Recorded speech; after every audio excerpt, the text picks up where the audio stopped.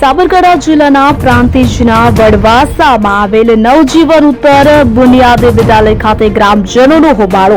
શાળાના આચાર્ય દ્વારા છેલ્લા 3 વર્ષથી શિક્ષિકા સાથે જાતીય સતામણી તથા માનસિક ત્રાસ આપતા ગ્રામજનો શાળાએ દોડી આવતા હોબાળો કર્યો। ગ્રામજનો દ્વારા આચાર્યની બદલી કરવાની માંગ કરવામાં આવી હતી અને બદલી નહીં થાય તો બાળકોને શાળાએ નહીં મોકલીશું અને શાળાને તાળાબંધી કરવાની ચીમકી ગ્રામજનોએ ઉચ્ચારી છે।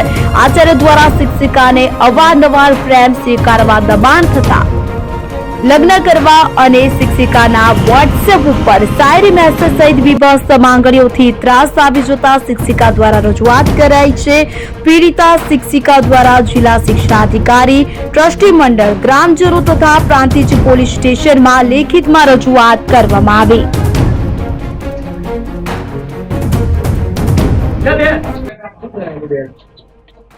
હું 6/8/2021 ના રોજ આ સ્કૂલમાં નોકરીમાં લાગી હતી શિક્ષણ સહાયક તરીકે। સ્ટાર્ટિંગમાં થોડા દિવસ 6-1 મહિના બધું કમ્પ્લીટ ચાલ્યું। ધીમે ધીમે એમને મને કમેન્ટ કરવાનું ને બધું ચાલુ કર્યું, જે આમ ફ્લર્ટિંગ કરતા હોય ને એ ટાઈપથી। સ્કૂલમાંથી એક શિક્ષક રિટાયર્ડ થઈ ગયા, પછી હું જ બચી, એક પ્યુન અને આચાર્ય। એમના પછી એમનું આ બધું અતિશય વધી ગયું। જ્યારે હું એમનો વિરોધ કરતી ને ત્યારે મને ધમકીઓ આપતા કે 5 વર્ષ પૂરા થશે ને એટલે કાયમી થવામાં મારો ખાનગી અહેવાલ જે હું લખીશ એની જરૂર પડશે। મંડળને તમે કહેશો, હું ને મંડળ તો બે એક જ છીએ। ઘણી બધી ધમકીઓ મને આપતા કે તમને હું પેપર ચેક કરવા માટે ઈડર એવી તમારા વિષય ઇંગ્લિશ વિષયનું નહીં બીજા વિષયમાં ભરીને જે આચાર્ય જે ભરશે એ માન્ય રહેશે, તમને દૂર મોકલીશ। આવી અનેક ધમકીઓ। ઘણું બી કે તમને હું બોર્ડના સુપરવિઝન બે આપીશ, 10માનું 12માનું 9 વાગે જશો ને 7 વાગે આવશો ને ત્યારે ખબર પડશે। આચાર્યના અંગત થઈને રહેશો ને ખાસ થઈને રહેશો ને તો નોકરી કરી શકશો। મને એવું બી કહેતા કે તમે જિંદગી એકવાર મળી એ માણી લો કે તમારા પતિ જોડે બી રહો, હું તમારા પતિને છોડવાનું ક્યાં કહું, અને મારા જોડે બી રહો કે આપણે આપણી પર્સનલ અંગત અહીંયા માણવાનું કે જે માણવું હોય સમયને બનાવતા આવડવું જોઈએ કે અને તમારા લગ્ન જીવનમાં કંઈ બી ભંગાણ પડશે તો હું તમારી જોડે લગ્ન કરી લઈશ। આપણે બે ભાગી જઈશું, પુના ભાગી જઈશું। મારી જોડે હું બહુ પહોંચેલો છું, ગાંધીનગરમાં બિલ્ડર છું, બહુ બધા પૈસા છે મારી જોડે, હું બધે પહોંચી લઈશ। તમે ક્યાં ફરિયાદ કરશો કે જ્યારે હું ના પાડતી, હું આ ખૂણામાં હું કરતી હાથ જોડીને એમની સામે કે સાહેબ આવું બધું મત કરો, મને શાંતિથી નોકરી કરવા દો, જેટલું કામ આવશો ને બધું કામ હું કરીશ પણ મને નોકરી કરવા દો।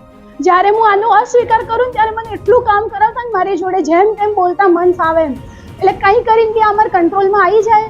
છેલ્લે 2 દિવસ પહેલા જ્યારે આ ઘટના બની 22 તારીખેના 2 દિવસ પહેલાં જ મેં કીધું સાહેબ હું તમને કોઈ પ્રેમ નહીં કરતી, તમે આ બધું મારો પીછો બંધ કરી દો।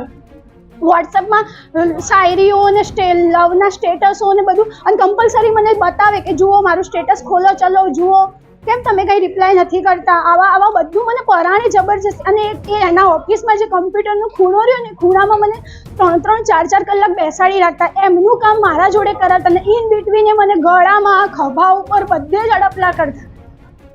એવું બધું હું આમ આખી આમ થઈ જતી કે સર તમે આવું બધું મત કરો મારા જોડે। વિપુલ રમણલાલ પટેલ આ સ્કૂલના આચાર્ય, એમને આ બધું કરેલું। મને કે તું તારી હેસિયતની ઓકાત શું હે કે તારી ચરબી ઉતાર દઈશ કે તને બહુ ચરબી ચડી હે ને। પછી હું આ સ્કૂલમાંથી નીકળી ગઈ બહાર કે હવે મને 5 વર્ષ કે મારો આ 1 વર્ષ બાકી રહ્યું, હવે કંઈ કરીને હું કાયમી થઈ જઉં, આ કાલ રિટાયર્ડ થઈ જશે, હવે મને કોઈ કશું પડી નહીં, જે થવું હોય મારે નોકરી આ સાહેબ જોડે હું નોકરી નહીં કરું આ સ્કૂલમાં। હા, મેં જિલ્લા શિક્ષણ અધિકારીને, શિક્ષણ મંત્રીને, મુખ્યમંત્રીને બધાને અરજી લખીને મોકલાઈ, શિક્ષણ કમિશનરને દરેક પ્રાંતિજ પોલીસ સ્ટેશનમાં આપ્યું। કેટલો ટાઈમ થયો? 22 જાન્યુઆરી આ ઘટના બની હતી અને આ બધું સ્કૂલમાં છેલ્લા 3 વર્ષથી ચાલી રહ્યું। હા, ના ફિઝિકલ હરેસમેન્ટ, મેન્ટલ હરેસમેન્ટ બધું જ મારા ઉપર થયું। સર શું ઘટના બનેલી? અમારી શાળાના શિક્ષિકા બેનની જે ફરિયાદ અરજી આવેલી એના સંદર્ભે આજે બંને પક્ષોની દલીલો સાંભળી છે અને હવે મંડળ જે નિર્ણય લેશે એ બંનેના બાબતોને ધ્યાનમાં રાખીને લઈ જ લેશે। બોલો શું બનેલું? ભાઈ તારીખ હું 15 વર્ષથી નોકરી કરું છું, મને 30 તારીખે પ્રમોશન મળ્યું ટ્રાકમાં, તારીખ 22/2/2025 રોજ જે બનાવ બન્યો એમાં સ્કૂલ કામ બાબતની વાત હતી। એમાં અમને કીધું, બંનેને વાત કરી, પછી હું મારા ટેબલ ઉપર આવી ગયો ક્લાર્કના, પછી એ બંનેના કામ બાબતે વાતચીત ચાલતી હતી શૈક્ષણિક બાબતે, પછી એમનો શું બોલાચાલ થઈ મને બહુ ખ્યાલ નથી। પછી સાહેબ બંને બેન સ્ટાફ રૂમમાં આવીને પછી એમની રીતે ઘરે નીકળી ગયા। અમને સ્ટાફનો પણ જાણ નથી કરી કે હું મારે આ રીતનો બનાવ બન્યો છે, હું ઘરે જાઉં છું. બીજા આગામી દિવસોમાં કોઈ પ્રોબ્લેમ કામની બાબતની હોય, બીજો કોઈ અમારા આધારમાં એવો કોઈ પ્રશ્ન બન્યો નથી. ઘટનામાં એવું છે કે વડવાસા ગામમાં ઉત્તર બુનિયાદી વિદ્યાલય આવેલી છે, ત્યાં 9 અને 10 ધોરણ ચાલે છે. પ્રિન્સિપાલમાં વિપુલભાઈ આર પટેલ, જેઓ મૂળ વતની ઓરણના છે અને ગાંધીનગરથી અપડાઉન કરે છે. 3 વર્ષથી અંદાજિત 3 વર્ષથી અહીંયા શિક્ષિકા તરીકે આ સ્કૂલમાં ફરજ બજાવે છે. પરથી આ પ્રિન્સિપાલ શારીરિક અને માનસિક ત્રાસ આપતા હતા અને એમની જોડે કનડક કરતા અને અસભ્ય વર્તન કરતા હતા. ત્યારબાદ ગઈ 22/1/2025 ના રોજ આ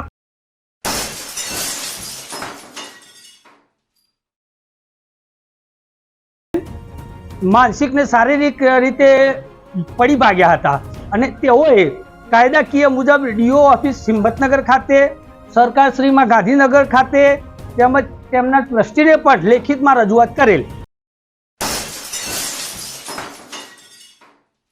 સમાજના આગેવાનોને રજૂઆત કરેલી કે મને આ આચાર્ય શ્રી કનડક કરે છે, અસભ્ય વર્તન કરે છે અને મારા જોડે માગણી કરે. એમને ગ્રામજનો, એટલે આજે ગ્રામજનો ભેગા થયેલા છે. ટ્રસ્ટીને પણ મેં અવારનવાર 1-2 વખત ધ્યાન દોરેલું. ટ્રસ્ટીશ્રી પણ આજ રોજ અત્યારે અહીંયા હાજર છે અને ગામના ગ્રામજનોનું એવું કહેવું છે કે શિક્ષિકા જોડે આજે આચાર્ય આવું વર્તન કરે છે તો અમારી બાળિકાઓનું શું?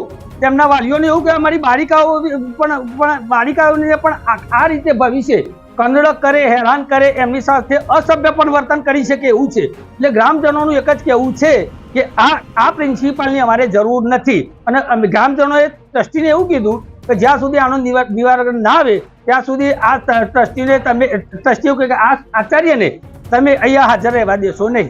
અને આચાર્યને ગ્રામજનોએ એવું જણાવ્યું કે તમે અત્યારે અહીંથી ચાલ્યા જાઓ, જ્યારે આનું નિરાકરણ આવે તો જ તમે અહીંયા ફરીથી પરત ફરજો. આમ ખરી રીતે આ સમાજમાં શિક્ષક એટલે પ્રથમ મા બાપ આવે અને બીજા નંબરમાં શિક્ષણ આવે. શિક્ષક એ ગુરુ છે અને ગુરુ જ જો આ રીતે વર્તન કરતો હોય તો આમ આદમી પબ્લિક જોડે તમે શું આશા રાખી શકો? જેથી અને જો ટ્રસ્ટી આનો નિર્ણય નહીં લે, સરકાર જો નિર્ણય નહીં લે તો છેલ્લે ગ્રામજનો ગાંધી ચિંધ્યા માર્ગે સ્કૂલને તાળાબંધી કરશે અને પોતાના વિદ્યાર્થીઓને તેઓને સ્કૂલમાં ભણવા નહીં દે. આવી ગ્રામજનોની વિનંતી છે. અસ્તુ. આચાર્ય વિશે કોઈ ફરિયાદ કેલી કે કંઈ ખરું? અમારા સમાજમાં એક દાખલો બનેલો છે, એ અમારો સમાજ જાણે છે, પૂરેપૂરું જાણે છે. શું બન્યું હતું એ વખતે? એમને પણ એ આવો જ એક બનાવ બન્યો હતો, એક બેન જોડે. આખો સમાજ જાણે છે શું બન્યું હતું? એ રીતે અસભ્ય વર્તન બાબતે. જે વખતે આ સ્કૂલમાં હતા પ્રિન્સિપાલ? હા, એ વખત પણ આ સ્કૂલમાં જ હતા. અને સ્કૂલમાં બની હતું, સ્કૂલની બહાર બની? સ્કૂલની બહાર નહીં, એ તો સામાજિક આઉટ ઓફ વિલેજ બીજા ગામમાં બનેલું.